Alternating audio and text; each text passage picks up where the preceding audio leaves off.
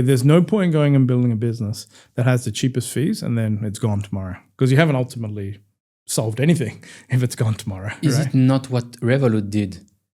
There was much lower fees, and then they started to add more fees when they got bigger, because you kind of like lock in the customer in this like bigger ecosystem. I think there's that, but we also have to understand that like when you start in fintech, you have a really bad cost base. Basically, everyone charges you through the roof. And over time, what happens is you get scale as your cost base gets better and better.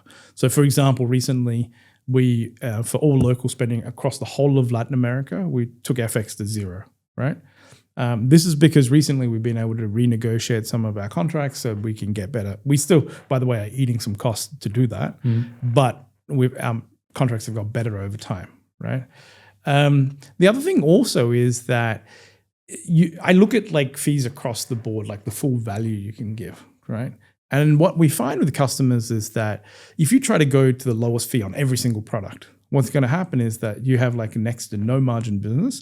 And so the impact of that is that you can't go and build lots of stuff. We'll talk about in a second, like we're building so many things, which are going to give so much value to customers, right? And if you want to go and build that, frankly, you need to have some revenue for it. Now, I think that most customers want actually great value from the entire package. They're not necessarily worried about every single small fee. Now, there is a type of customer that will want the absolute lowest, right?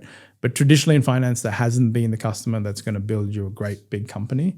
And by the way, there's a certain type of customer, frankly, who's not loyal, who will take you for your lowest fees. And then if someone else comes across with an unsustainable business with lower fees, they'll jump to them, And so my job is to try to find a better cost base for our company so we can pass on more and more savings, which we're doing all the time, but have a sustainable company that can build a lot of value and business as well.